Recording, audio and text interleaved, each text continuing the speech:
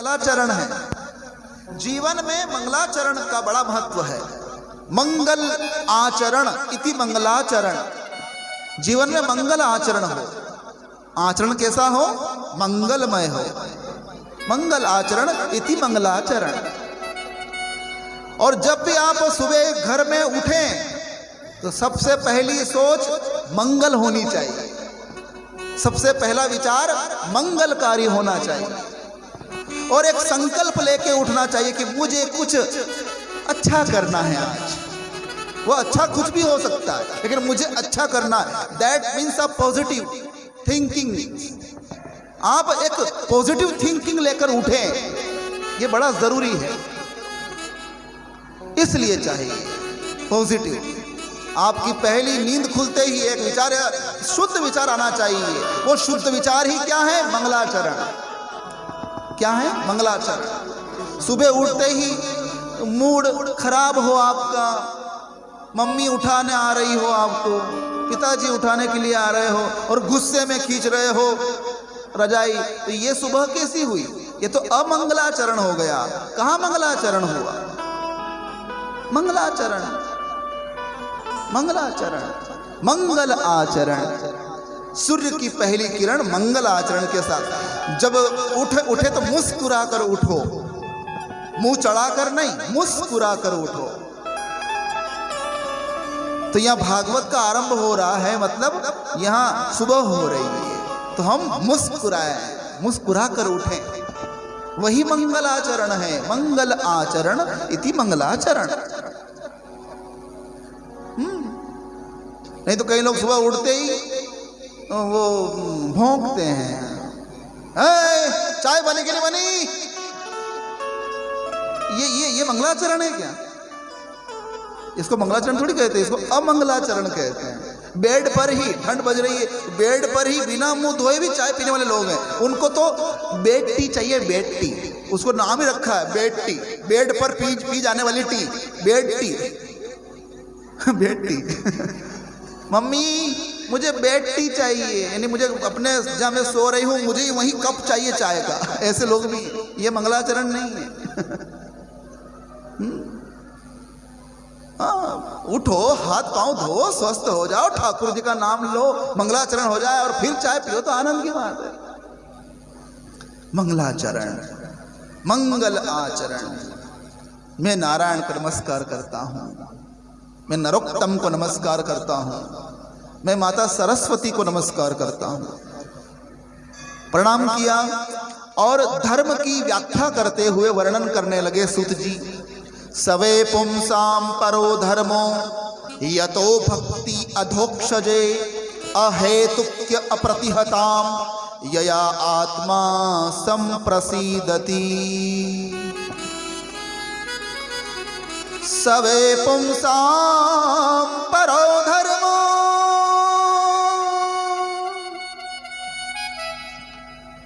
सवे पुंसाम परो धर्मो, परो धर्मो,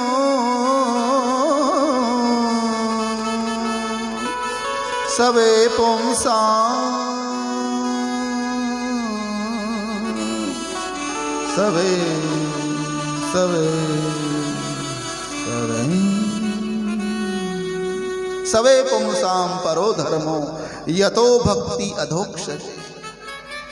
वह भक्ति कल्याणकारी है जिस भक्ति में जीव भगवान से कोई आशा ना करे और वह भक्ति करे।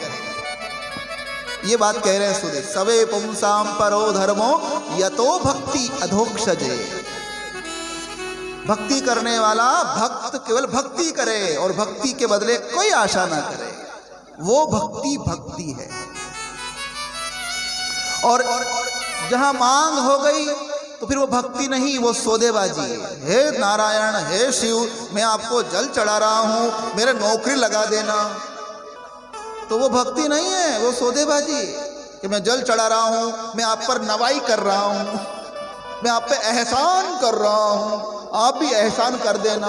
ये तो सौदेबाजी हुई, ये भक्ति नहीं है। इसको भक्ति नहीं कहते हैं।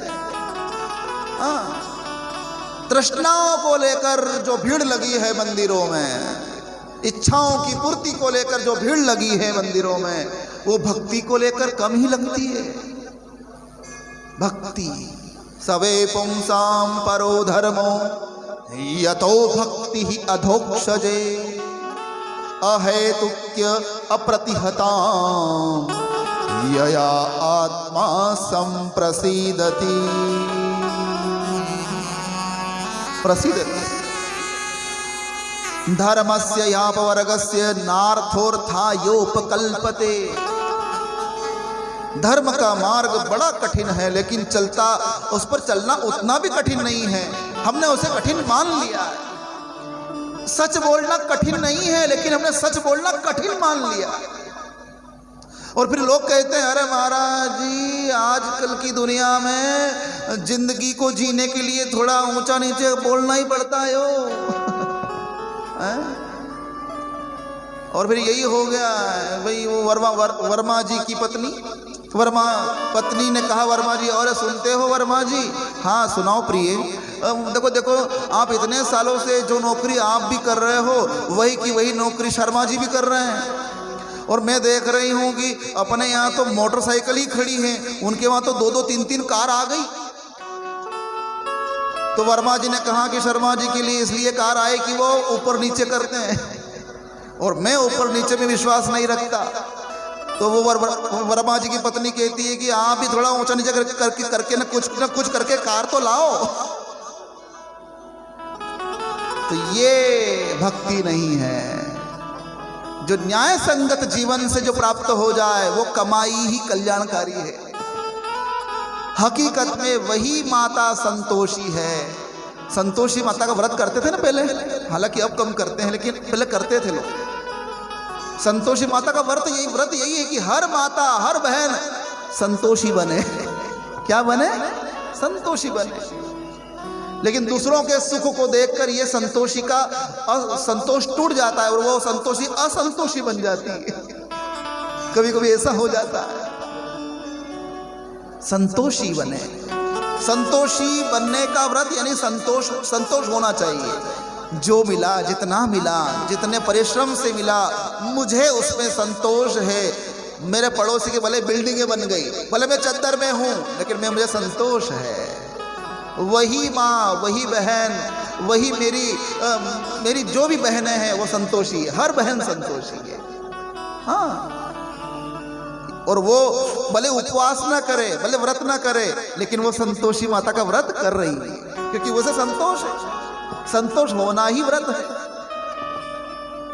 हाँ, संतोष हो जाना ही व्रत है। तो धर्म कठिन नहीं है, लेकिन लोगों ने कठिन मान लिया। बाद में सूत जी महाराज ने ये बताया कि देखो प्रकृति के तत्व है 24। यहाँ 24 अवतारों की कथा आती है भागवत में। सूत जी कथा कर रहे हैं, तो 24 अवतारों की कथा करते हुए सूत जी कह रहे हैं कि प्रकृति के तत्व हैं 24। गायत्री मंत्र में अक्षर भी कितने हैं? 24। दत्त भगवान के गुरु भी कितने हैं? 24। इतना ही नहीं, हमारे जो जैन भाई हैं, जैन संप्रदाय, उसमें तीर्थंकर कितने हैं? 24। इतना ही नहीं, हमारे अवतार भी 24, तत्ववेत्ता के तत्व 24, गायत्री मंत्र में अक्षर 24, अवतार 24। हाँ, सब कुछ 24। तो भगवान की जो मंगलमयी कथा है वही 24 अवतारों की कथा है। भागवत क्या है? 24 अवतार की कथा है भागवत। 24 अवतारों की कथा है भागवत में। प्रथमा अवतार में भगवान सनत कुमार हुए। पहला अवतार कौन सा हुआ भगवान का? सनत कुमार अवतार। उसमें भगवान ने कठिन तपश्चर्या की। दूसरा अवतार हुआ भगवान का वराह अवतार, जिन्होंने समुद्र से पृथ्वी को बाहर निकाला। कौन सा अवतार था वो? दूसरा अवतार। तीसरा अवतार हुआ भगवान का देवर्षि नारद के रूप में। तीसरा अवतार कौन सा माना गया? नारद। जो नारद जी, जिनको नारद जी कहते हैं ना, वो भगवान का अवतार है। तीसरे अवतार, 24 अवतारों में से तीसरे अवतारों में उनकी गिनती होती है कि तीसरे अवतार कौन से हैं? देवर्षि नारद।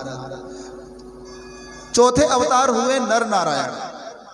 चौथे अवतार में भगवान नर नारायण बने, कठिन तपश्चर्या की। पांचवें अवतार में भगवान कपिल बनकर आए, करदम और देवहूति माता से। करदम उनके पिता हैं और देवहूति उनकी माता है, कपिल भगवान। इनके 9 बहनें भी थी, जिन 9 बहनों का विवाह करदम ऋषि ने 9 ऋषियों को में दान कर दिया था। यह था 5वां अवतार। छठा अवतार हुआ दत्त भगवान, जिनकी हम बात कर रहे थे अभी। दत्त भगवान के गुरु कितने हैं? 24। वही दत्त भगवान बन के आए थे। ये भगवान का अवतार माना गया, दत्त अवतार। भगवान दत्त बनकर आए। हाँ, छठा अवतार हुआ दत्त का। 7वां 8वां इस प्रकार से कई अवतारों का वर्णन किया गया है। 8वें अवतार के रूप में आए हैं ऋषभदेव। ऋषभदेव भगवान, जिनको हम जैनों में प्रथम तीर्थंकर कहते हैं, जिनको वे आदिनाथ कहते हैं। जैन समाज में जिनको वे आदिनाथ कहते हैं, वही हमारे यहाँ ऋषभदेव 8वें अवतार कहलाए। भगवान का 9वां अवतार हुआ पृथु अवतार। कौन सा अवतार? पृथु भगवान। भगवान का 10वां अवतार हुआ मत्स्यावतार। कौन सा अवतार? मत्स्यावतार, मछली वाला अवतार। 11वां अवतार हुआ कछुआ अवतार, कच्छप अवतार। कछुआ, भगवान मंदराचल को अपनी पीठ पर धारण करवाया जिन्होंने, और समुद्र मंथन करवाया था ना, तब भगवान कछुआ बन के आए थे। कच्छप अवतार बोलते हैं। ये भगवान का 11वां अवतार माना गया। 12वें अवतार में भगवान धन्वंतरी बनकर आए। क्या बनकर आए? धन्वंतरी। समुद्र मंथन के समय ही अमृत का कलश लेकर प्रकट हुए थे धन्वंतरी। तो ये 12वें अवतार माने गए भगवान धन्वंतरी। 13वें अवतार में भगवान मोहिनी बनकर आए। कौन सा अवतार लिया भगवान ने? मोहिनी, स्त्री का रूप बनाया। और उस मोहिनी अवतार में भगवान ने असुरों के साथ छलना करी और देवताओं को अमृत पिला दिया। ये कथा आप जानते हैं। चतुर्दशम नारसिंहम। 14वें अवतार में भगवान ने नरसिंह का रूप लिया। अपने भक्त प्रहलाद की रक्षा के लिए हिरण्यकश्यप का उद्धार किया और भक्त प्रहलाद की रक्षा करी। 15दशम वामनकम। भगवान ने 15वां अवतार लिया, भगवान वामन के रूप में। माता अदिति और कश्यप से ये प्रकट हुए। राजा बलि के यज्ञ में गए भगवान वामन। 3 पग पृथ्वी मांगी, 2 पग में राजा बलि का ले लिया और तीसरे पग में राजा बलि को ले लिया। ये कथा आती है ना, ये मैं शॉर्टकट में आपको सुना रहा हूं, थोड़ी कथाएं। ये 15वां अवतार हुआ। भगवान का 16वां अवतार हुआ परशुराम अवतार। जब अदग्नि ऋषि से प्रकट हुए, रेणुका देवी से प्रकट हुए, परशुराम बनकर आए। 21 बार इस पृथ्वी को नक्षत्री बनाया। 21 बार क्षत्रियों का नाश किया। कौन से क्षत्रिय? अधर्मी क्षत्रियों का, जो धर्म के मार्ग से हट गए थे, व्यभिचार कर रहे थे, अत्याचार कर रहे थे समाज के ऊपर। ऐसे क्षत्रियों को भगवान परशुराम ने अपने फरसे से काटा। ऐसी कथा है। 21 बार भगवान का हुआ 16वां अवतार, है ना। भगवान का 17वां अवतार हुआ व्यास अवतार। भगवान व्यास बनकर आए और व्यास जी का जन्म हुआ सत्यवती माता से, और उनके पिता हैं पराशर ऋषि। पराशर ऋषि की संतान है भगवान वेदव्यास, और माता का नाम है सत्यवती। और इनका जन्म हुआ है कहां पर? कृष्ण द्वीप में इनका जन्म हुआ है। भारत में एक कृष्ण द्वीप है, उस कृष्ण द्वीप में वहां इनका जन्म हुआ है। इसलिए इनका एक नाम है, यही नाम है। क्या नाम है? कृष्ण द्वैपायन। भगवान व्यास का एक नाम क्या है? कृष्ण द्वैपायन। हाँ, महाभारत जब आप पढ़ेंगे तो उसमें लिखा हुआ है कृष्ण द्वैपायन बोले, यानी कृष्ण द्वैपायन उवाच। तो वहां कृष्ण द्वैपायन कोई अलग व्यक्ति नहीं है, ये वेद व्यास जी ही हैं। तो भगवान व्यास का एक नाम क्या है? कृष्ण द्वैपायन। भगवान वेद व्यास जी महाराज ने बैर के फल खाकर, जो बैर होते हैं ना बोर, बैर के फल खाकर उन्होंने कठिन तपश्चर्या की भगवान की, इसलिए उनका एक नाम और हो गया। क्या नाम हो गया? बादरायण। बैर के फल खाकर तपस्या की, इसलिए उनका नाम क्या हो गया? बादरायण। और उन्होंने वेदों का विस्तार किया, वेदों को सुव्यवस्थित किया, और वेदों को जन जन तक पहुंच जाए, वेदों का ज्ञान जन जन तक पहुंच जाए, इसलिए उन्होंने पुराणों की रचना करी, अर्थात वेदों का विस्तार किया, इसलिए उनका एक नाम ये हो गया। क्या हो गया? वेद व्यास। वेदों का व्यास करने वाला यानी विस्तार करने वाला, इसलिए उनका नाम क्या हो गया? वेद व्यास। वेदाः व्यस्ताः अनेन सह। हाँ, जो वेदों का विस्तार करे सो वेद व्यास, इसलिए उनका नाम वेद व्यास हो गया, जिन्होंने वेदों का विस्तार किया। इस प्रकार से 4 नाम हैं वेद व्यास जी के: बादरायण, कृष्ण द्वैपायन, व्यास और पाराशर्य। पिताजी का नाम है पराशर, इसलिए वो पाराशर्य भी कहलाते हैं कि पराशर के पुत्र पाराशर्य। तो पाराशर्य, कृष्ण द्वैपायन, बादरायण और व्यास, ये कोई 4 व्यक्ति नहीं है, ये एक ही है। कौन है? वेद व्यास। तो ये भगवान का 17वां अवतार माना गया। भगवान का 18वां अवतार हुआ रघुवंश में। भगवान राम भद्र प्रकट हुए, पिता दशरथ और माता कौशल्या से प्रकट हुए। भगवान का 18वां अवतार माना गया राम। कौन सा अवतार? 18वां अवतार माना गया। अहिल्या, शबरी आदि भक्तों का उद्धार किया, रावण और कुंभकर्ण आदि असुरों का नाश किया। यह था भगवान का 18वां अवतार। 19वां और 20वां अवतार भगवान का हुआ यदुवंश में। 19वां माना गया बलभद्र और 20वां माना गया कृष्ण, जो यदुवंश में प्रकट हुए हैं, माता देवकी से, पिता वसुदेव से। तो ये 19वां और 20वां अवतार कहाँ हुआ? दोनों अवतार एक ही कुल में हुए, यदुवंश में। 21वां माना गया बुद्ध, 21वां अवतार माना गया बुद्ध, और 22वां अवतार होगा कल्कि। 22वां अवतार हुआ नहीं है, होगा कल्कि। लेकिन हम बात कर रहे थे 24 की, हुए कितने? 22। तो 2 अवतारों के नाम नहीं बताए, तो 2 अवतारों का नाम बताया, लेकिन अलग तरीके से बताया। क्या बताया? एक अवतार का नाम है स्थूलावतार और एक अवतार का नाम है सूक्ष्मावतार। हाँ, स्थूलावतार का अर्थ होता है जो हमें आंखों से दिखाई दे, उसको बोलते हैं भगवान का स्थूलावतार।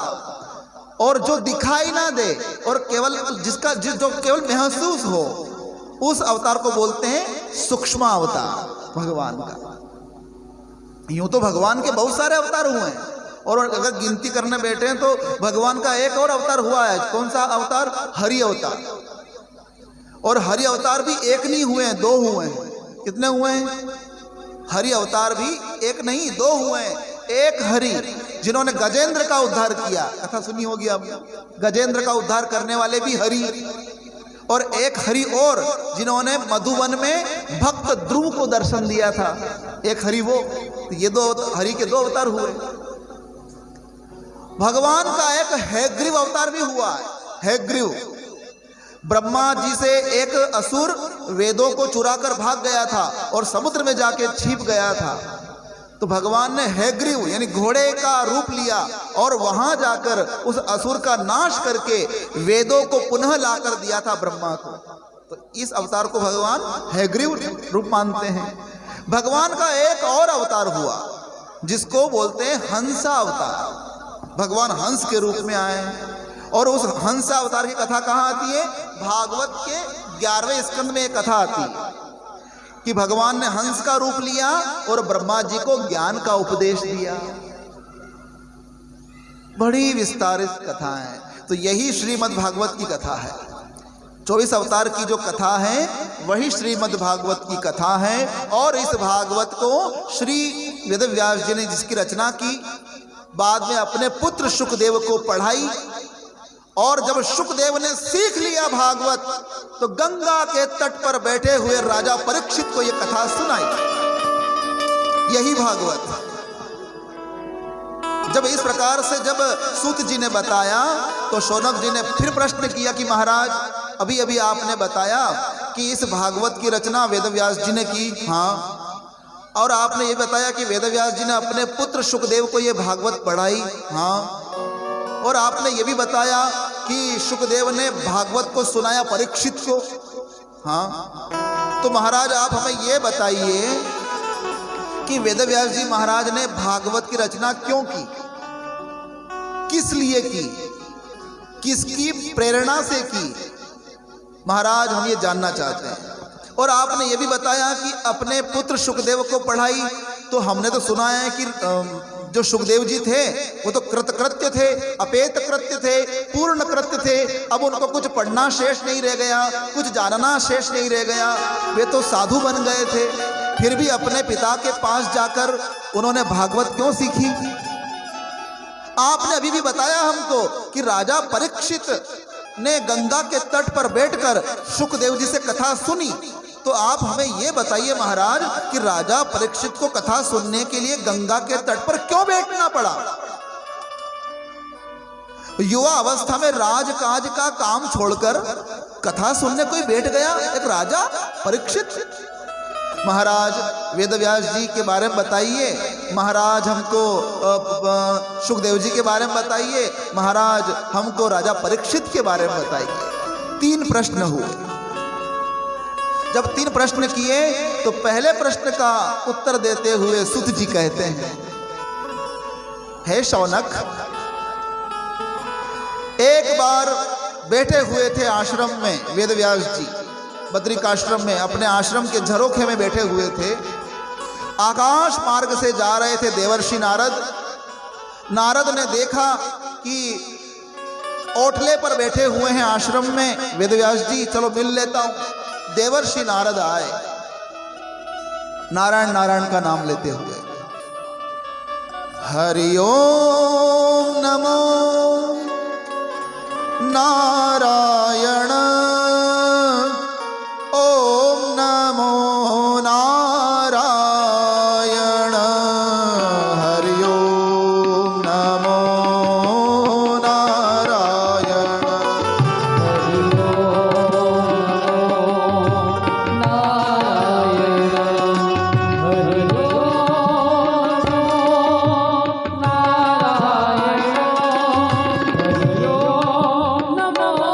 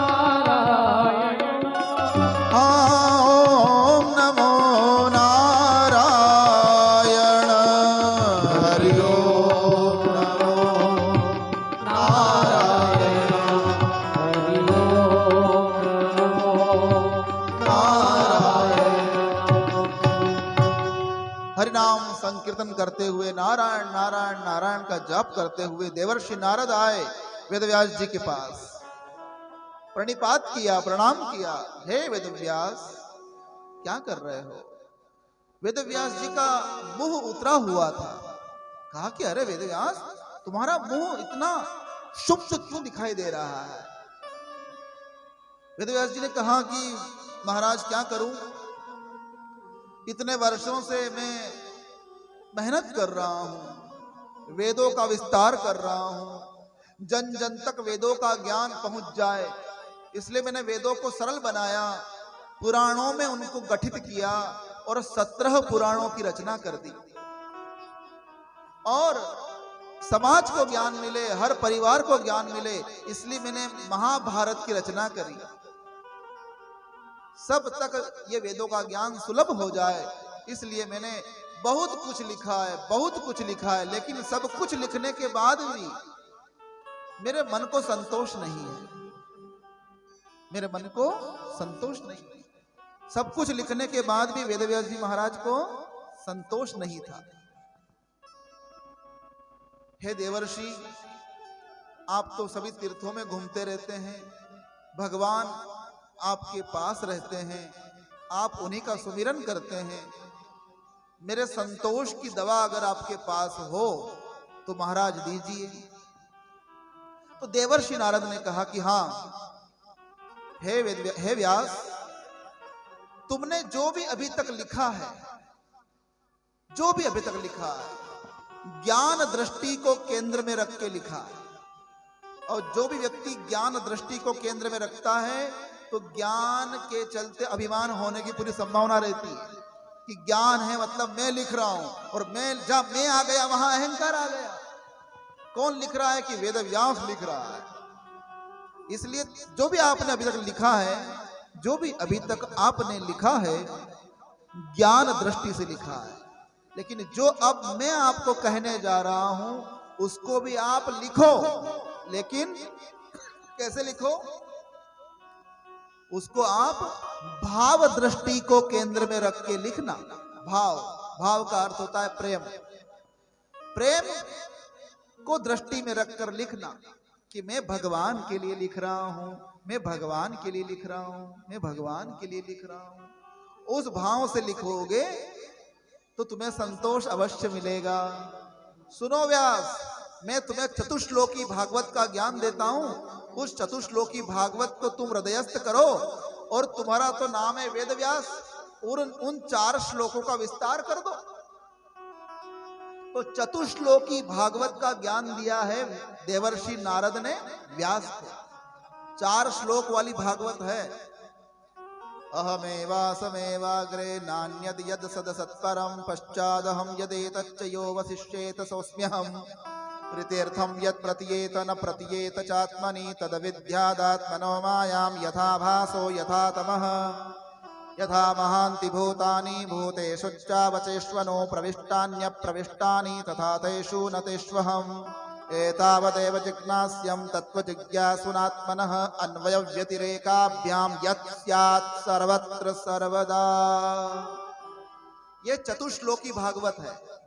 इस चतुश्लोकी भागवत का ज्ञान देवर्षि नारद ने व्यास जी को दिया, और वेदव्यास जी ने हृदयस्थ किया और उन 4 श्लोकों का विस्तार किया, और उस विस्तार से भागवत के 12 स्कंद बनाए। कितने स्कंद बनाए? 12 स्कंद, 335 अध्याय बनाए। कितने? 335 अध्याय। हाँ। और 43 खंड बनाए। ये बताया। इस प्रकार एक भागवत की रचना कर ली उन्होंने। और जब भागवत की रचना कर ली तो सोचा कि मैंने भागवत की रचना तो कर ली देवर्षि नारद के बताए हुए अनुसार, लेकिन अब इस भागवत को मैं किसको दूं? ये कोई दिख नहीं रहा है। मैं भागवत ऐसे व्यक्ति को देना चाहता हूं, वो व्यक्ति इस भागवत को जन जन तक पहुंचा दे, क्योंकि ये मेरा पूर्ण यहां ज्ञान है और इसको कहने के बाद, इसको लिखने के बाद मुझे संतोष मिल गया है। अगर मुझे संतोष मिल गया है तो संसार के हर प्राणी को संतोष मिलना चाहिए। इसलिए इस भागवत को मैं ऐसे पात्र को देना चाहता हूं जो इस कथा को जन जन तक पहुंचा दे। जब ध्यान किया, एक दिन आसन लगाकर बैठ गए वेद व्यास जी, और आसन में ध्यान लगाकर देखा कि ऐसा कौन सा पात्र है जिस पात्र को मैं भागवत का ज्ञान दूं और वो उस भागवत को जन जन तक पहुंचा दे। हे ईश्वर, मुझे प्रेरणा करो। भगवान का ध्यान किया, इष्ट का ध्यान किया, और अंदर एक तस्वीर उभर कर सामने आई। हाँ, इसको भागवत देना चाहिए। कौन? शुकदेव। मन में एक तस्वीर आई भगवान की कृपा से। और शुकदेव कौन है? व्यास जी का बेटा ही है। भगवान वेद व्यास जी का बेटा शुकदेव, जो 12 साल तक गर्भ में रहा और पैदा होते ही जो भाग गया था, ऐसे ही कहेंगे कि घर से निकल गया था। उसी शुकदेव, अपने बेटे की तस्वीर मन के अंदर आई। आज घर से गए हुए शुकदेव जी को कितने साल हो गए? 4 साल हो गए। 12 साल के थे तभी घर से निकल गए थे, आज 4 साल तक घर पे नहीं आए। लेकिन देवर वेदव्यास जी ने सोचा कि जो पुत्र मेरा घर छोड़कर चला गया है और 4 साल से क्या आपको लगता नहीं कि वो आएगा, तो क्या मैं उसको भागवत सिखा पाऊंगा कि नहीं? नहीं, अगर भगवान ने मुझे उसकी तरफ इंगित किया है तो अवश्य ही वो मुझसे भागवत सीखने के लिए आएगा। बस उसे तरीके से मुझे बुलाना पड़ेगा। तरीका ढूंढा कि हाँ, ये तरीका अच्छा है। अपने 4 शिष्य थे, वेदव्यास जी के आश्रम में पढ़ रहे थे। बटुक ब्राह्मण देवता पढ़ रहे थे। उन बटुकों को वेदव्यास जी ने क्या किया कि भागवत से कुछ चुनकर श्लोक सिखा दिए। भागवत के अंदर से कुछ चुने हुए श्लोक सिखा दिए और कहा कि तुम जब जंगल में लकड़ियां बिनने के लिए जाओ ना, तो जो श्लोक मैंने भागवत के तुमको सिखाए हैं उन श्लोकों को आधा आधा बोलना, पूरा पूरा मत बोलना। कितना बोलना? आधा आधा बोलना। तो शिष्यों ने पूछा कि गुरु महाराज, हम सीख तो रहे हैं पूरा श्लोक और आप बोलने को कह रहे हैं आधा आधा श्लोक, ये क्या बात हुई? कि जो मैंने कहा है उसको ध्यान रखना बस। हाँ, लेकिन जब तुम आधा श्लोक बोल रहे होगे और जंगल में से कोई व्यक्ति तुम्हें आकर कह दे कि पूरा बोलो, तब बोल देना। लेकिन जब तक कोई कहे नहीं तब तक आधा आधा ही बोलना, पूरा श्लोक मत बोलना। ऐसा सिखाया अपने शिष्यों को। तो वेदव्यास जी महाराज के शिष्य जंगल में लकड़ियां चुनने के लिए जाते थे, यज्ञ के लिए, हवन के लिए। तो लकड़ियां चुनते चुनते बोलते थे, बर्हापीडम नटवर वपुः कर्णयो कर्णिकारं बिभ्रदवासः कनक कपिशं वेजयन्तीं च मालां। ये आधा श्लोक है, पूरा नहीं। आधा श्लोक बोलते थे। बहुत दिन बीत गए, बहुत सप्ताह बीत गए, बहुत महीने बीत गए, फिर भी कोई कहने के लिए नहीं मिला कि पूरा सुनाओ। 4-5 महीनों के बाद एक दिन ऐसा आ गया कि एक दिन फिर वो लकड़ियां चुन, देखो अकेले में है वहां पर वो शिष्य, लेकिन गुरु महाराज ने कहा है पूरा नहीं बोलना। याद भले पूरा है लेकिन पूरा नहीं बोलना, गुरु की आज्ञा का पालन करना है।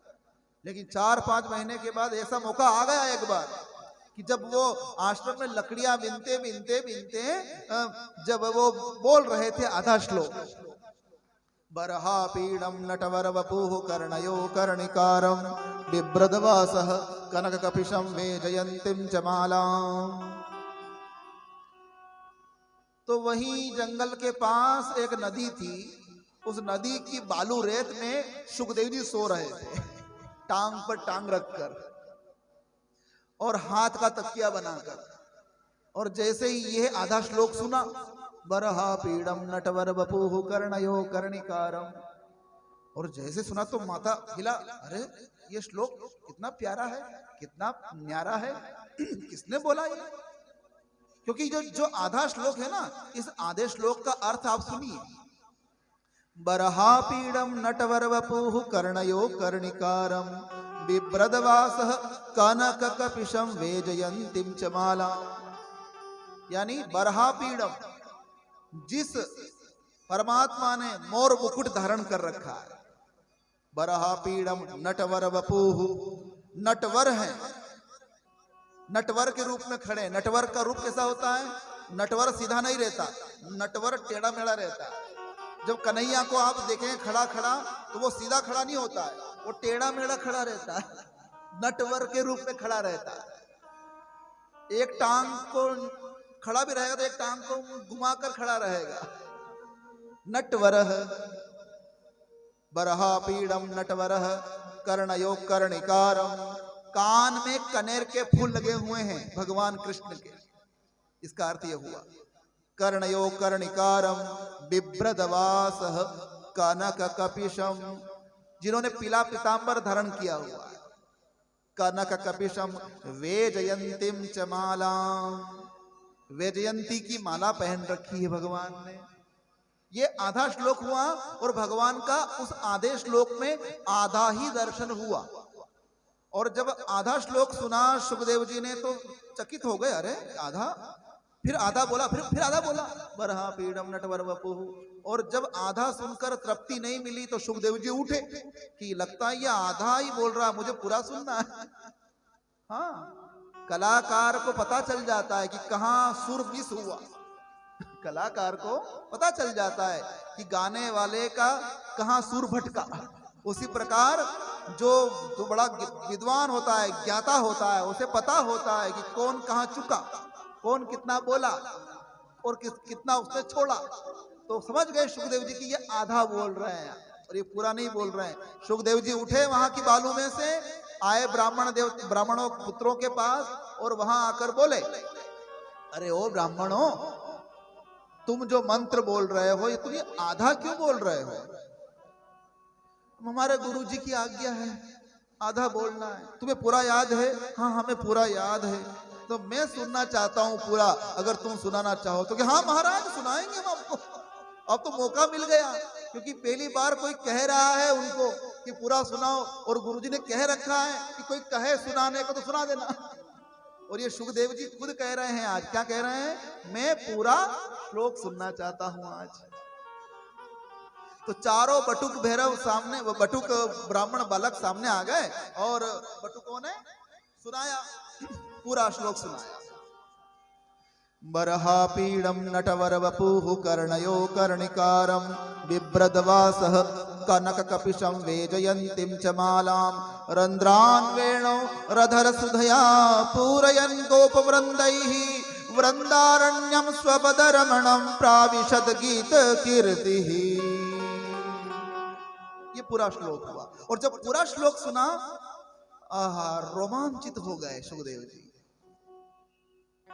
नटवर वपुः कर्णयो कर्णिकारं बिभ्रदवासः कनककपिशं वेजयन्तीं च मालां रंध्रान् वेणुः। आधे श्लोक का अर्थ ये सुनिए, रंध्रान् वेणुः। भगवान ने अपने होठों पे वेणु को टिकाया हुआ है, बांसुरी बजा रहे हैं कन्हैया। रंध्रान् वेणुः अधर सुधया पूरयन् गोपवृन्दैः। आस पास में उनके संगी साथी मित्र नाच रहे हैं, गा रहे हैं। वृन्दैः वृन्दारण्यं स्वपदरमणं प्राविशद गीत कीर्तिः। और सारे गोप मित्र संगी साथी उनके भगवान के गुणगान कर रहे हैं, उनकी कीर्ति का गान कर रहे हैं। जब ये सुना, सुखदेव जी ने कहा कि अरे वाह, कितना सुंदर भावार्थ है, कितना सुंदर श्लोक है। और भी हैं श्लोक तुम्हारे पास? कि हाँ है महाराज, सुनोगे? हाँ सुनाइए। और सुना है 2-4 श्लोक जब सुने उन बालकों से सुखदेव जी महाराज ने, तो सुखदेव जी ने पूछा कि अरे बालकों, ये श्लोक तो मैं पहली बार सुन रहा हूं। ये श्लोक किस संहिता के हैं? ये कौन से शास्त्र के हैं? तो ब्राह्मण पुत्रों ने कहा कि महाराज ये भागवत शास्त्र के हैं। भागवत में पहली बार सुन रहा हूं। अरे ये भागवत कहाँ सुनी? तुम्हारा सुनी नहीं, ये हमारे गुरु महाराज ने लिखी। अच्छा, तुम्हारे गुरु जी कौन है? कि हमारे गुरु जी का नाम है कृष्ण द्वैपायन व्यास। हाँ, कृष्ण द्वैपायन व्यास, मेरे पिता? सुखदेव जी ने क्या कहा? मेरे पिता? कि महाराज आपके पिता? हाँ मेरे पिता है वो तो। ये श्लोक और कितने हैं? कहा कि महाराज ये तो केवल सैंपल है, केवल 2-4 श्लोक का सैंपल है, ऐसे 18,000 श्लोक हैं। कितने? 18,000। 18,000 ऐसी भागवत संहिता मैं तो ना छोड़ूं। और सुखदेव जी ने कहा कि चलो मैं तुम्हारे साथ चलता हूं और मैं अपने पिता से कहूंगा कि पिताजी वसीयत तैयार कीजिए और उस वसीयत में ये लिखिए कि ये भागवत संहिता मैं अपने पुत्र सुखदेव को देता हूं। मैं ले लूंगा भागवत अपने पिता से। जो सुपुत्र होता है वो अपने पिता से क्या मांगता है? संस्कार मांगता है।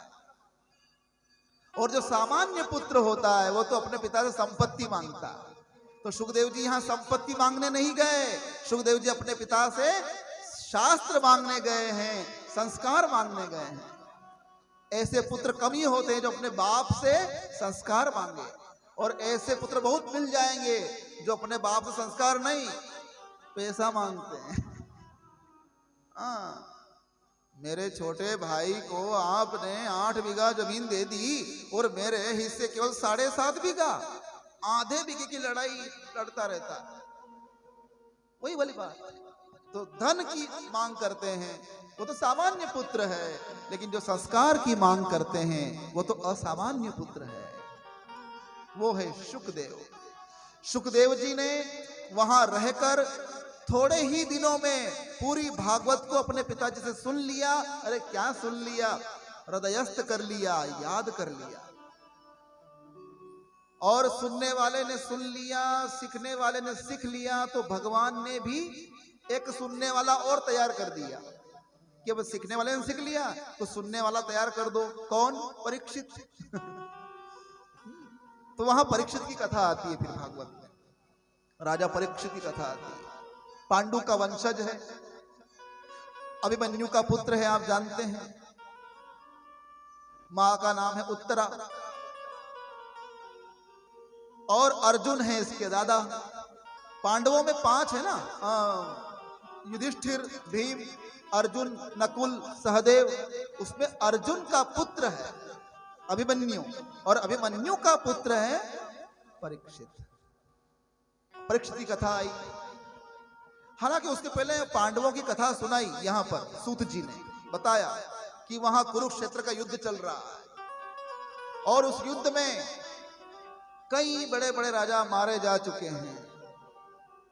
युद्ध अब विराम की ओर जा रहा है। युद्ध में भीष्म पितामह शरशैया पर सोए हुए हैं, रोम रोम में बाण चुभे हुए हैं, और एक दिन और दुर्योधन की जंगा भी तोड़ी जा चुकी है।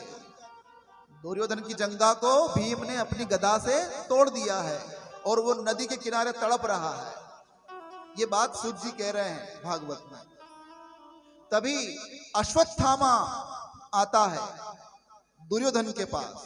अश्वत्थामा कौन है? गुरु द्रोण का बेटा। वो आता है और कहता है कि हे मित्र, देखो पांडवों ने तुम्हारा क्या हाल कर दिया। हे मित्र, तुम चिंता ना करो, तुम्हारा मित्र अभी जिंदा है। अगर तुम आज्ञा दो तो मैं अभी पांडवों के पांचों पांडवों को मार के आता हूं। तुम इतने अपनी श्वासों को थाम के रखना, अपनी श्वासों को छोड़ना मत। दुर्योधन ने कहा, माथे पे हाथ रखा सोते हुए, कहा कि हम 18 दिन से युद्ध कर रहे हैं। 18 दिनों में इन 5 पांडवों का बाल बांका नहीं कर सके हम। अच्छे अच्छे बड़े बड़े महारथी मर गए, गुरु द्रोण मर गए, मेरा मित्र कर्ण मारा गया, बड़े बड़े अच्छे राजा महाराजा जो मेरे पक्ष में लड़ रहे थे वो मारे गए।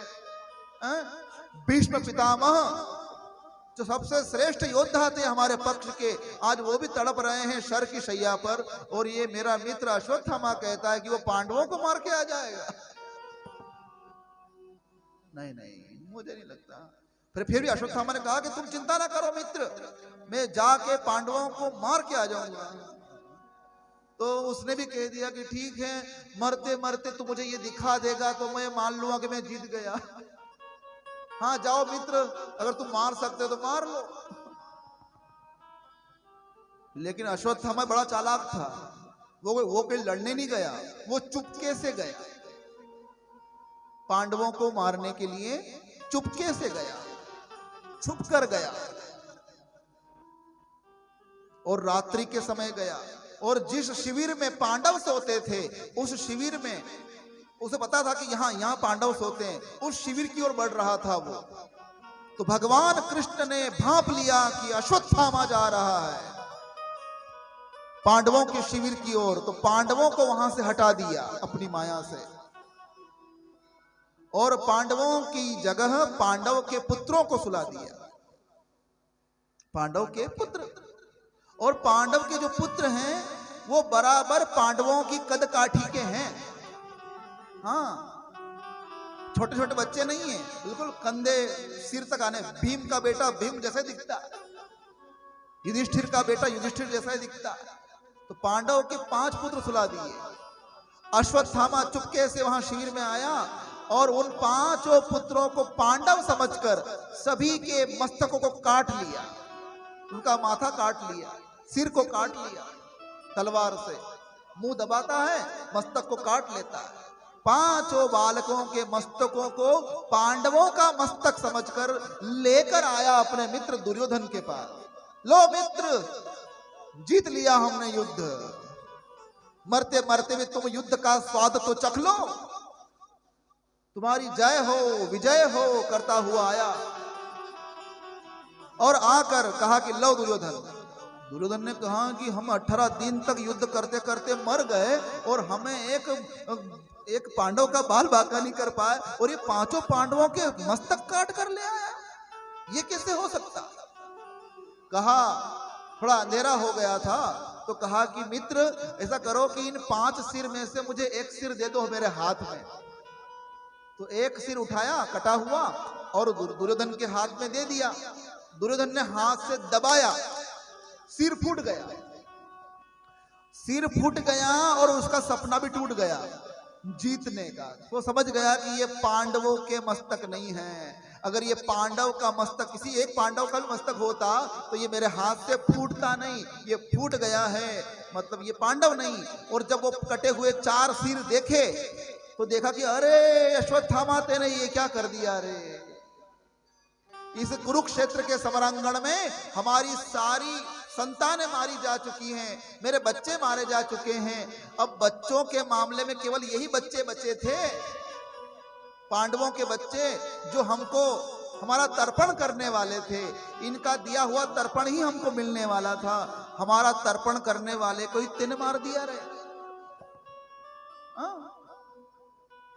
अश्वत्थामा डरा, कांप उठा और सोचने लगा, अरे मुझसे ये क्या हो गया, मैंने अंधेरे में ये क्या कर दिया। लेकिन अब मैं जान गया हूं, अगर ये पांडव नहीं है और मैं पांडव पुत्रों के सर काट के ले आया हूं, तो पांडव मुझे छोड़ने वाले नहीं हैं। सुबह जब गई द्रौपदी उठाने के लिए अपने बच्चों को, कि बहुत समय हो गया, मेरे बच्चे तो ब्रह्म मुहूर्त में उठ जाते हैं, लेकिन सूर्य की किरणें आ गई हैं बाहर और मेरे बेटे 5 के 5 अभी तक सो रहे हैं, लगता है युद्ध में थक गए हैं। गई मां उठाने, लेकिन वहां तो धड़ पड़े हुए हैं, सर तो है ही नहीं। कन्हैया पास में आया, हे कन्हैया देखो ये क्या हो गया है। भगवान कृष्ण पास में आए, क्या हुआ कृष्णा। भगवान द्रौपदी को क्या कहते हैं, कृष्णा। भगवान का नाम क्या है, कृष्ण, और भगवान कृष्ण द्रौपदी को क्या कहते हैं, कृष्णा। क्या हुआ कृष्णा। तो कहा द्रौपदी ने, देखो ये क्या हो गया है, अनर्थ हो गया है। पता चला वहां के द्वारपालों से कि रात को अश्वत्थामा आया था, सब सैनिकों को घायल करके यहाँ शिविर में आकर पांडवों के 5 पुत्रों को मारकर चला गया। तो द्रौपदी ने कहा, गुरुपुत्र ने ऐसा किया, गुरुपुत्र ने ऐसा किया। इतने में अर्जुन वहां आ गया। अर्जुन ने कहा कि द्रौपदी चिंता मत करो तुम, जिसने तुम्हारे पुत्रों की ये दशा की है उस आतताई अश्वत्थामा का मैं मस्तक काट कर लाऊंगा और उस मस्तक के ऊपर तुम पैर रखना और मैं तुम्हें स्नान कराऊंगा जल से, तब ये मानूंगा कि मैंने तेरे आंसू पोंछे हैं, तब मैं ये मानूंगा कि तेरे आंसू पोंछे हैं। तो गए अर्जुन माधव को साथ में लेकर, माधव ने रथ हाँका, कृष्ण ने रथ हाँका और अश्वत्थामा को पकड़ने गए। अश्वत्थामा डर के भाग रहा था। अपने बचाव में उसने ब्रह्मास्त्र का संधान किया और संधान करने पर क्या हुआ, अर्जुन डर गए कि ब्रह्मास्त्र छोड़ दिया है अश्वत्थामा ने। दौड़ते हुए अर्जुन भगवान के पास आए और भगवान के पास आकर, हे भगवान बचाइए, ब्रह्मास्त्र छोड़ दिया है अश्वत्थामा ने। तो भगवान ने कहा कि अश्वत्थामा ब्रह्मास्त्र को छोड़ना जानता है, वापस लेना नहीं जानता, केवल छोड़ना जानता है। हे अर्जुन, गुरु महाराज ने जो शिक्षा तुमको दी है वो शिक्षा उन्होंने अपने पुत्र को भी नहीं दी। कौन सी शिक्षा? कि अपने पुत्र को केवल ब्रह्मास्त्र छोड़ना सिखाया, लेकिन तुझको ब्रह्मास्त्र छोड़ना भी सिखाया और ब्रह्मास्त्र को शांत करना भी सिखाया। तो तुम ऐसा करो कि उसने छोड़ दिया ब्रह्मास्त्र, तुम भी छोड़ दो ब्रह्मास्त्र। तो फिर उससे क्या हुआ कि ब्रह्मास्त्र टकराएंगे, उसके पहले ही तुम मंत्र शक्ति से दोनों को शांत कर लेना। ऐसा ही किया अर्जुन ने और ऐसा ही हुआ। ब्रह्मास्त्र छोड़ा और ब्रह्मास्त्र से ब्रह्मास्त्र टकराए, उसके पहले ही ब्रह्मास्त्र को मंत्र शक्ति से दोनों को खींच लिया। अश्वत्थामा डरा, भागा, दौड़ कर पकड़ लिया बालों से, और बालों से पकड़ खींच कर ला रहे हैं रथ की ओर। तो कन्हैया ने कहा, भगवान कृष्ण ने अश्वत्थामा से कहा कि अश्वत्थामा, तुमने द्रौपदी को वचन दिया है कि तुम अश्वत्थामा का मस्तक काट के लाओगे, तो मस्तक लो ना, धड़ को साथ में क्यों लेते हो? अश्वत्थामा का मस्तक लो, इस धड़ को क्यों साथ? धड़ को यहीं छोड़ो, मस्तक काटो इसका। भगवान कह रहे हैं, किससे?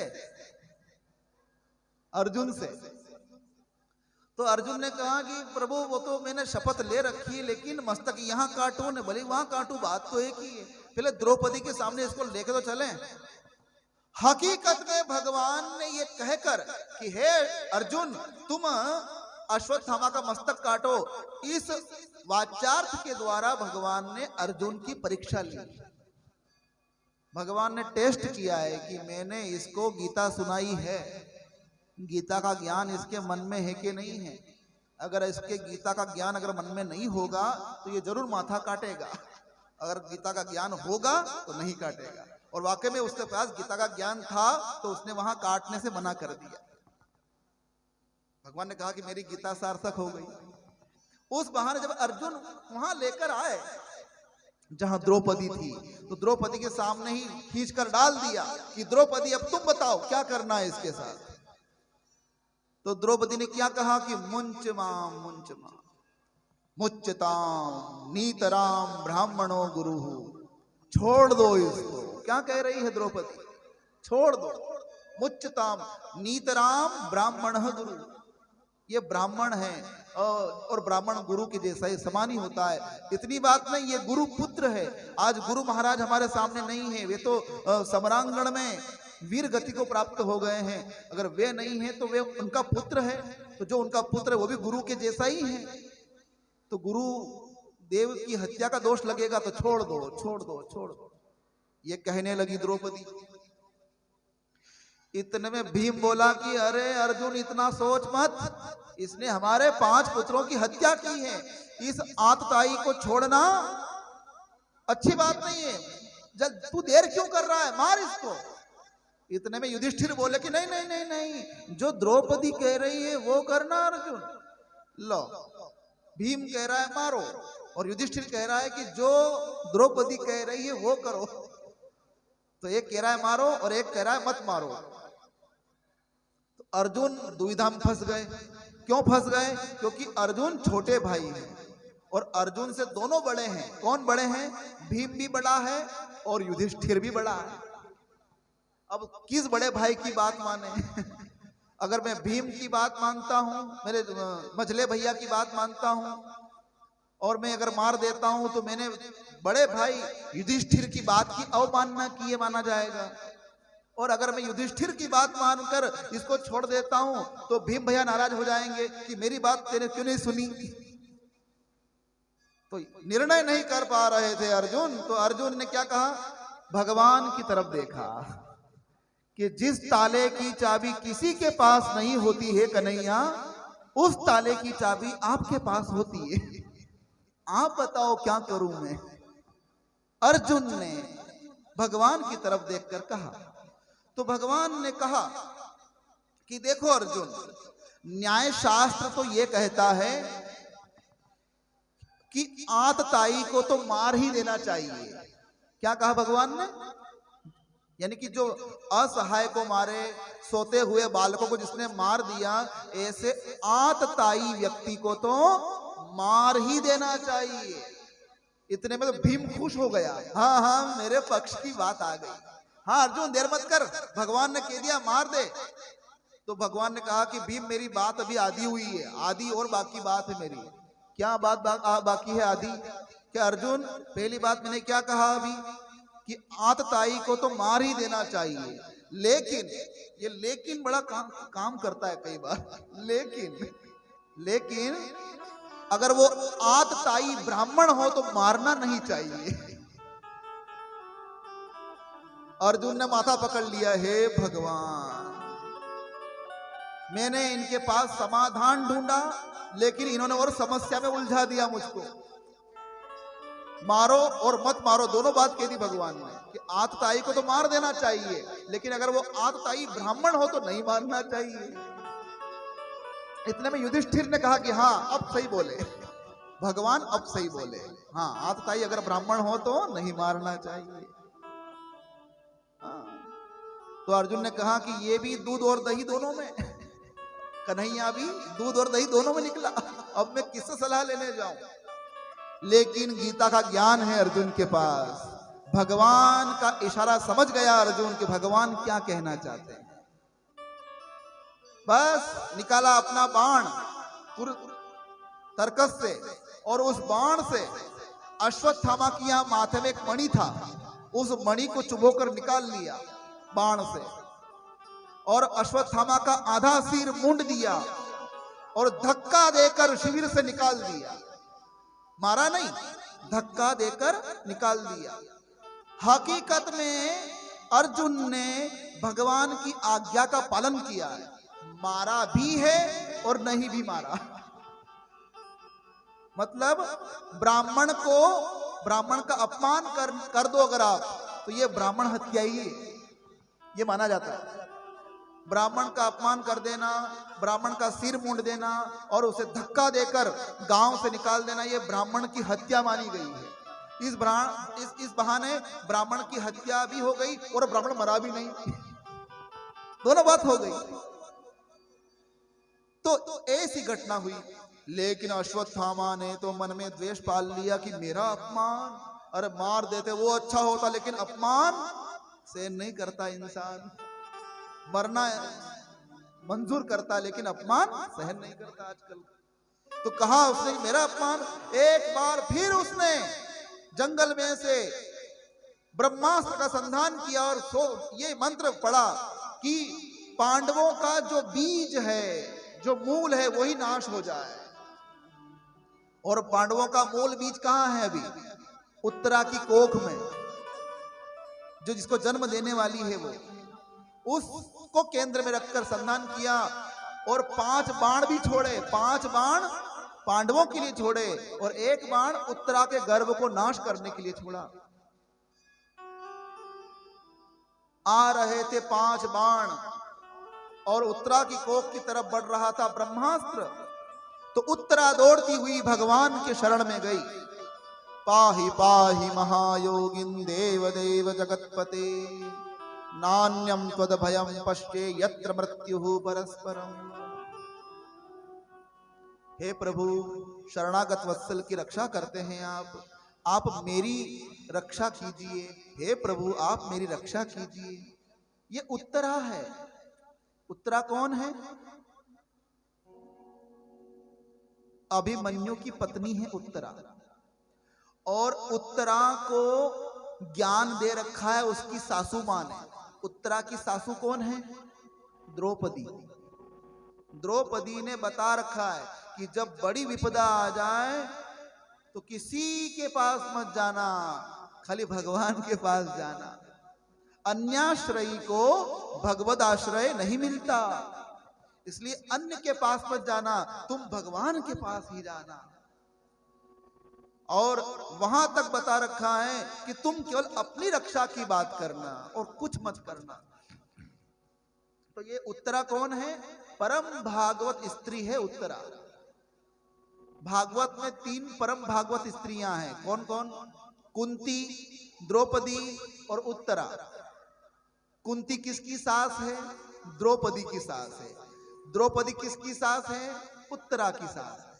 तीनों सास बहुएं हैं, पर ये तीनों सास बहुएं क्या हैं? परम भागवत स्त्री है। स्त्रियां, इन्हें भागवत का पूर्ण ज्ञान है, इसलिए इनको क्या कहते हैं? परम भागवत स्त्रियां।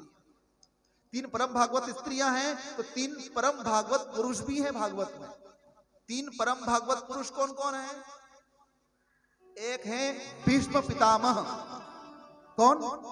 एक हैं भीष्म पितामह, दूसरे हैं युधिष्ठिर और तीसरे हैं परीक्षित, जिनको भागवत का ज्ञान है, पूरा भागवत का ज्ञान है। इसलिए इनको क्या कहते हैं? परम भागवत पुरुष।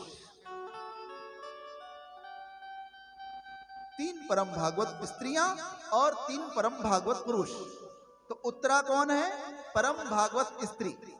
और वो भगवान की शरण में गई तो क्या कहा उसने? हे प्रभु मेरी रक्षा कीजिए, मेरे पुत्र मेरे कोप की रक्षा कीजिए। तो भगवान ने क्या किया? रक्षा करी। भगवान स्वयं वायु का रूप लिए और उत्तरा की श्वासों के मार्ग से उसकी कोख में चले गए और वहां एक कवच बना दिया। जब ब्रह्मास्त्र आया तो उस कवच में ही समा गया, उस बालक को कोई नुकसान नहीं हो पाया। ऐसी कथा। उस ब्रह्मास्त्र के प्रभाव का नाश किया भगवान ने। वो 5 बाण आ रहे थे पांडवों की ओर, आधे रास्ते में ही सुदर्शन चक्र से उसका संधान कर दिया भगवान। एक बात जानने लायक है, जब उत्तरा गई भगवान के पास कि प्रभु मेरी रक्षा कीजिए, तो उत्तरा ये भी कह सकती थी, क्या कह सकती थी? कि प्रभु अश्वत्थामा बड़ा परेशान कर रहा है हम सबको, आप अश्वत्थामा को मार दीजिए, ये भी कह सकती थी। लेकिन उसने ऐसा नहीं कहा। उसने क्या कहा? भगवान मेरी रक्षा कीजिए। जो परम भागवत स्त्री होती है ना, वो किसी का नुकसान नहीं चाहती, बोले दुश्मन ही क्यों ना हो, वो दुश्मन का भी नुकसान नहीं चाहती। तो वो क्या चाहती है? वो तो खुद की रक्षा चाहती है। हे भगवान मेरी रक्षा करो। हाँ, परम भागवत स्त्री का लक्षण है कि वो किसी और का अहित नहीं चाहती। तो कहने का तात्पर्य यही है, दिव्यानुगम। बाद में राजा बन गए युधिष्ठिर, बाद में भीष्म पितामह से मिलने गए सभी, भगवान श्री कृष्ण भी गए साथ में। और जब गए भगवान श्री कृष्ण को साथ में लेकर, तो वहां भीष्म ने प्रणाम किया भगवान को। इति मति रूप कल्पिता वितृष्णा भगवती सात्वत पुंगवे विभुम्नि स्वसुख मुपगते क्वचित विहरतुम प्रकृति मुपेयुषि यद भव प्रवाह। वहां स्तुति करते हैं भीष्म भगवान की, हे भगवान मैं मरणासन्न व्यक्ति हूं, लेकिन मैं मरता मरता व्यक्ति एक काम नहीं कर पाया। क्या कह रहे हैं भीष्म भगवान से? मैं मर रहा हूं, मैं जानता हूं कि दक्षिणायन चला गया है, उत्तरायण आ गया है, और उत्तरायण में मैं प्राणों का त्याग करूंगा, लेकिन मैं मरते मरते एक काम नहीं कर पाया हूं। तो वो काम अब आप सामने आ गए हो, तो अब मैं वो काम करना चाहता हूं। तो भगवान ने कहा कि हे भीष्म, वो कौन सा काम है जो तुम अब करना चाहते हो? तो भीष्म ने कहा कि मैं एक कुंवारी कन्या का मरणासन्न पिता हूं, मेरी एक कुंवारी कन्या है, मैं उस कुंवारी कन्या का विवाह करना चाहता हूं। ऐसा कहा, और जब ऐसा कहा तो सारे पांडव चकित हो गए। अरे दादा, आप तो कुंवारी कन्या, अरे आपने तो जीवन ब्रह्मचर्य व्रत का पालन किया है और आप तो कुंवारी कन्या। सब चकित हो गए, लेकिन भीष्म पितामह मुस्कुराए, कृष्ण भी मुस्कुराए, क्योंकि बात वो दोनों समझ पा रहे थे और कोई समझ नहीं पा रहा था। हाँ, तो भीष्म ने क्या कहा कि मैं एक कुंवारी कन्या का मरणासन्न पिता बोल रहा हूं, मरने से पहले मैं अपनी कुंवारी कन्या का विवाह करना चाहता हूं, और उस कन्या के सुयोग्य वर कोई है तो वो आप हैं। हे कान्हा, हे कन्हैया, आप उसका वरण कर लीजिए। तो क्या कहना चाहते हैं भीष्म? भीष्म ने बता दिया इस श्लोक में, इति मति रूप कल्पिता वितृष्णा भगवती सात्वत पुंगवे विभुम्नी। मतलब मेरी मति रूपी कुंवारी कन्या, मेरी मति अभी तक कुंवारी रही, ये मति बुद्धि, मेरी बुद्धि, ये कन्या मेरी बुद्धि रूपी कन्या अभी तक कुंवारी है। क्यों? क्योंकि पूरी जिंदगी में हस्तिनापुर की रक्षा में लगा रहा, भजन ढंग से कर नहीं पाया। इस मति में केवल हस्तिनापुर की रक्षा करता करता रह गया, और इस कन्या का मैं कन्यादान, मेरी मति का कन्यादान नहीं कर पाया। तो मेरी मति का कन्यादान, इस कन्या का कन्यादान मैं आपको करना चाहता हूं, मेरी बुद्धि को मैं आपको समर्पित करना चाहता हूं। हे कान्हा, आप इसके लिए सुयोग्य वर हैं। तब लोग समझ पाए कि ये कह रहे थे तो ऐसा। कन्हैया ने कहा कि ठीक है जी, मैं आपकी बुद्धि को स्वीकार करता हूं। जय जयकार करते हुए वहां शांत वातावरण हो गया, और अपने प्राणों का उच्चाटन कर दिया, और वही प्राण भगवान में आकर समा गए। जय जयकार हुआ द्वारिकाधीश की। और बाद में भगवान सबसे पांडवों से मिलते हैं, द्रौपदी से मिलते हैं, और मिलने के बाद भगवान विदाई लेते हैं। और कहां जा रहे हैं आज? सारा काम पूरा करके कहां जा रहे हैं? द्वारिका जा रहे हैं कि भाई अब सब काम हो गया है, अब मैं चलूं द्वारिका। इतने में वो कुंता माता प्रणाम करती है, ऐसी कथा आती है कि प्रभु कहां जा रहे हैं? कहा कि बुआ, आप मुझे प्रभु क्यों कह रही? मैं जान गई हूं कि आप कौन है। बड़ी विस्तार से कथा है। ऐसी कथा है कि कुंता माता ये तक कहती है कि भगवान हमारे जीवन में दुख आता रहे, हमारे जीवन में पीड़ा आती रहे, कष्ट आता रहे, क्योंकि जब जब पीड़ा आई है, जब जब दुख आया है हमारे जीवन में, तब तब उस दुख को दूर करने के लिए, उस पीड़ा को दूर करने के लिए आप बार बार दौड़ दौड़ कर हमारी रक्षा के लिए आए हैं। अगर हम सुखी हो जाएंगे तो आप आएंगे नहीं, हम दुखी हो जाएंगे तो आप दौड़ के आएंगे। तो हमारे जीवन में दुख बना रहे, उससे आप आते रहेंगे, ये मांगती है कुंता माता। बाद में भगवान हस्तिनापुर से निकले और द्वारिका की ओर चल पड़े, रथ पर बैठकर दारुक को लेकर।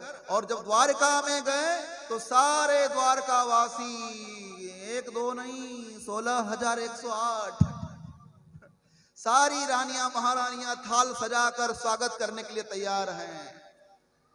स्वागतम कृष्णा शरणागतम कृष्णा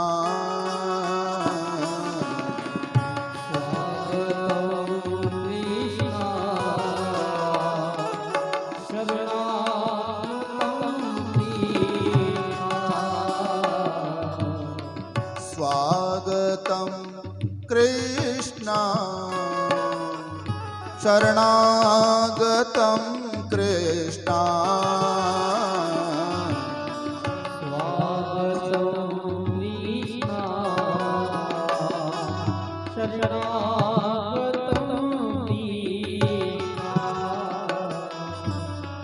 स्वागतम सुस्वागतम शरणागतम कृष्णा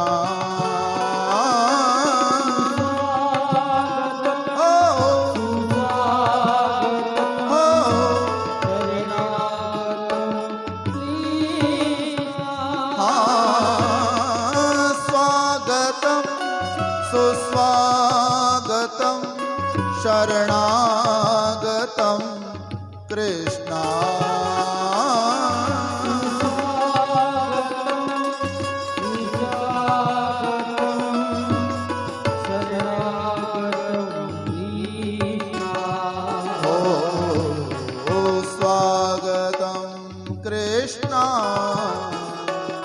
शरणागतम कृष्णा